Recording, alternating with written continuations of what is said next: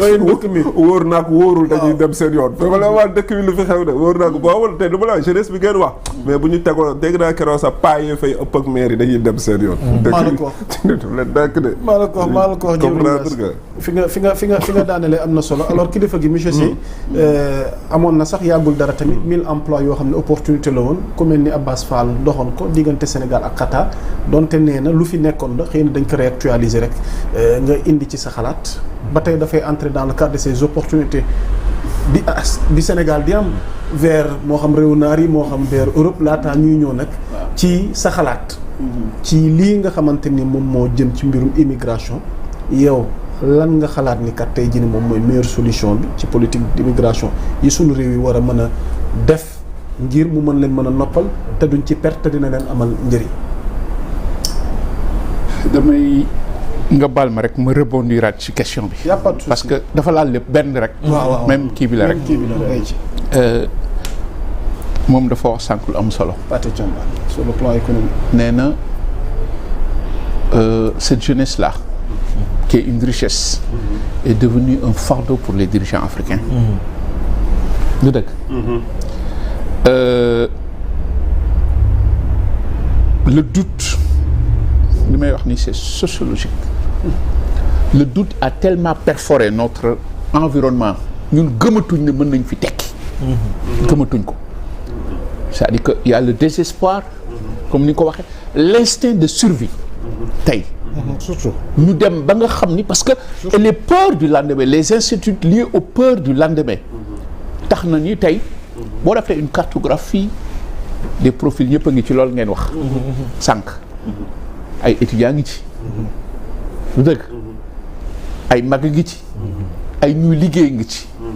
parce que tout simplement dominé par l'instinct de survie et le doute.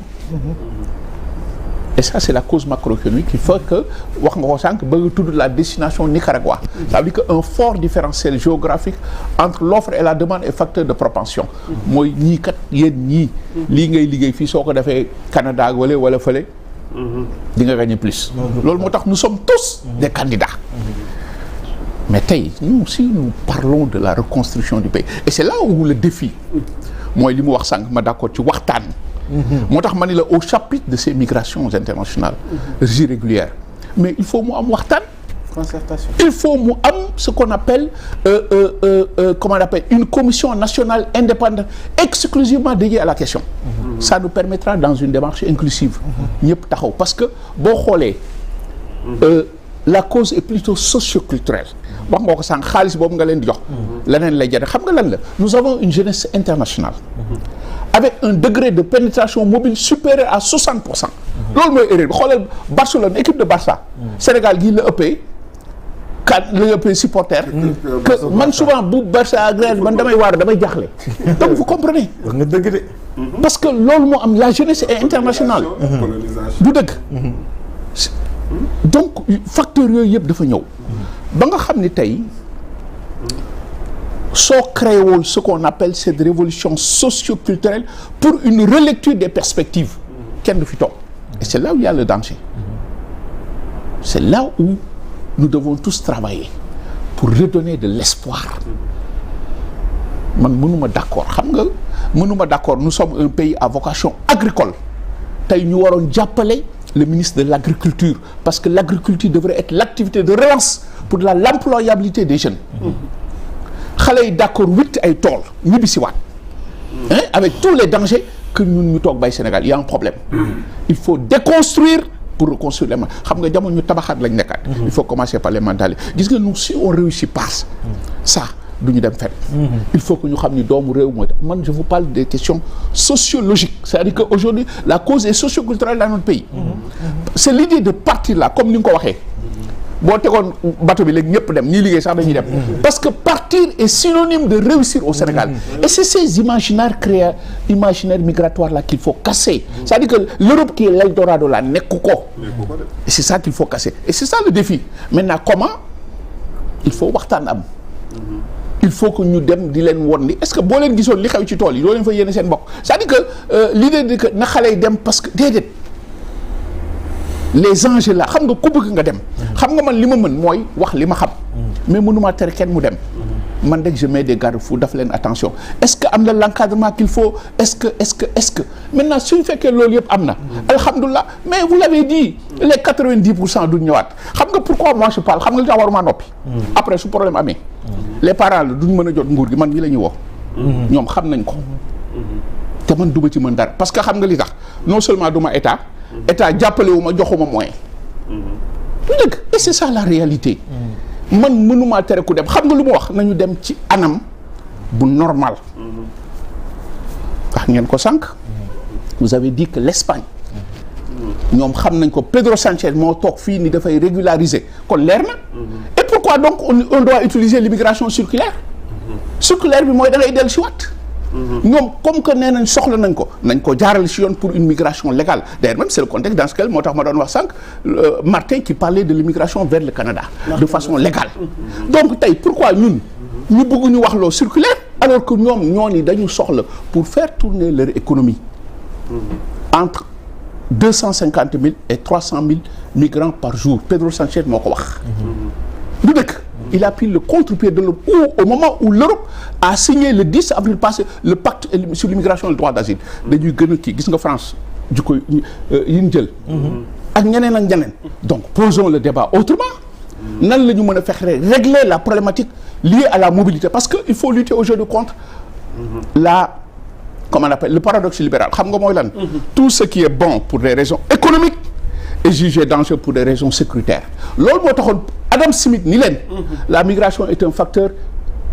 d'équilibre social économique c'est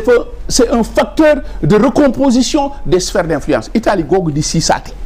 tey ñoom dañoo jaaxle parce que le taux de natalité dafa daanu l'Espagne dafa daanu ba 1,3 France bi ci ëppale woon ak l'Urban ñu ngi daanu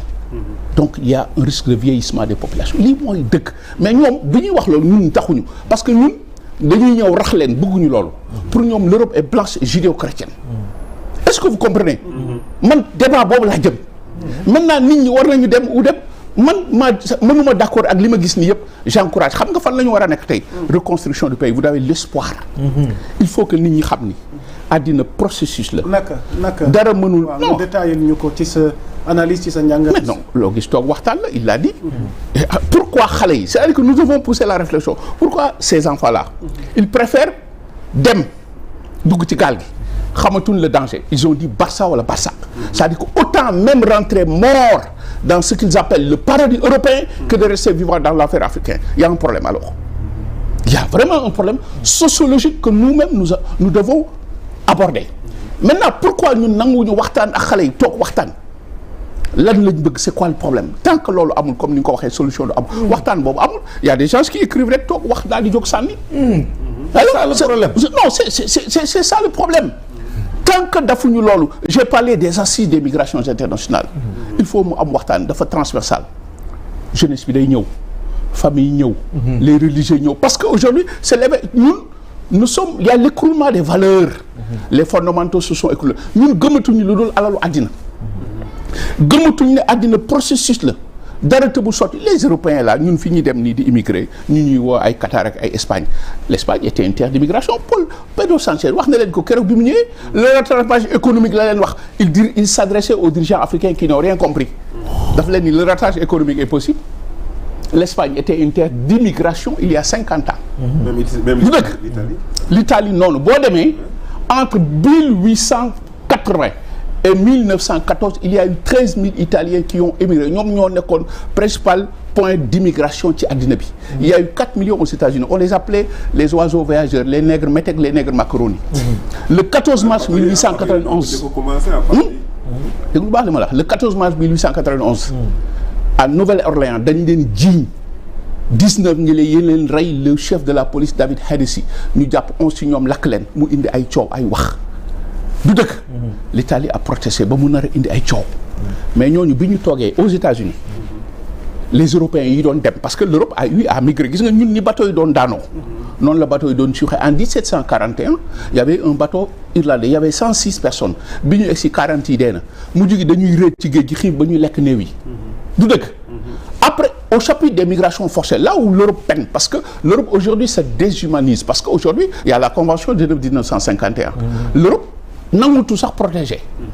après la révocation de l'édit de Nantes en 1685 il y avait eu 20 000 Huguenots français qui sont léegi européens yi après le pic aux États-Unis de 1905 où il y a eu ci même année boobu 1,3 million yu dugg États-Unis xam nga Europe amagul loolu on parle de 60 000 90 000 ci benn année boobu ci la européens yeewu ni ñun kat nañ taxaw liggéey Italiens yi ngay wax noonu boo demee Italie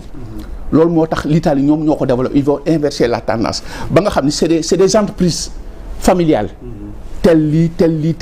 ñoo tabaxaat seen réew ba ñun tey ñu fay tukki kon ñun je crois que ñun c'est l'heure des perspectives panafricaines man lii laa mën a woote lii moo ma indi fi Afrique xale yi di dee xale yi di def li loo xam mënatul nangu ça c'est ma posture personnelle Sénégal dafa am changement ñu am yaakaar nañu taxaw wax ak jeunesse bi déglu leen wax ak ñoom ñoo mën a tabax réew bi on n'exporte pas sa jeunesse wax naa ko je répète encore gis nga les enjeux topp leen dossier vous êtes des journalistes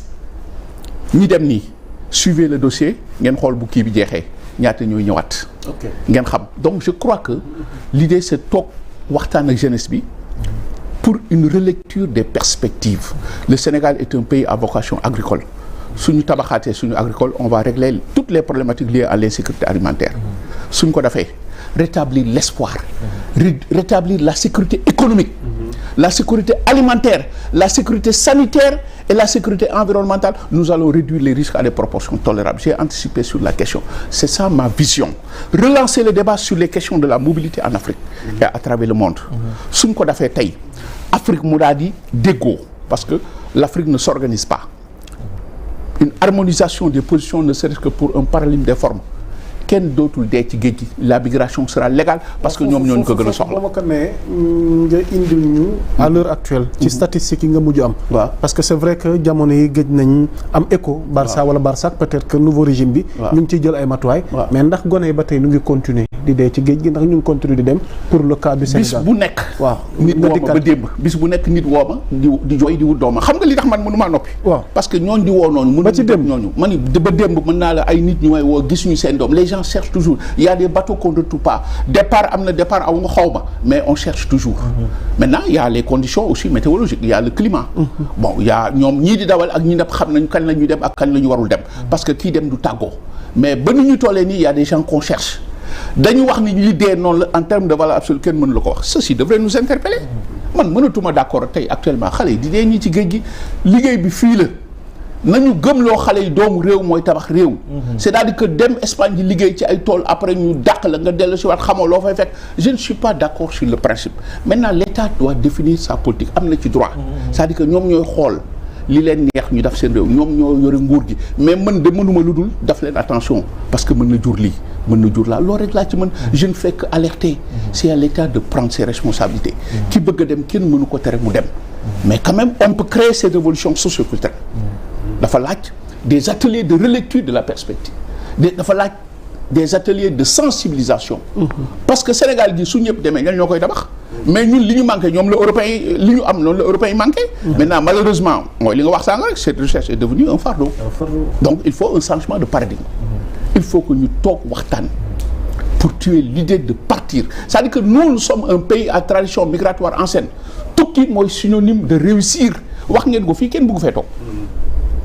je reçois des gens des appels ñoo xam ne kenn bëggul toog Sénégal même ñii di liggéey donc il y a un problème et le problème c'est nous-mêmes nañu jéem a saafara loolu ñëpp toog waxtaan mooy indi solution c'est important bu ñëpp toogee solution mën na am c'est important ñu jàll ci beneen sujet d'actualité donc xaw a njëkkanteeg temps bi ñu ñëw Abdoulaye kon xam na ne diggante 2021 ba 2024 yi fi xewoon ci événement ci benn élan de solidarité am na matuwaay yi nga xamante ni état bi jël na ko jaarale ko ci ministère bi yore wàllum famille ak solidarité mais mën a jëy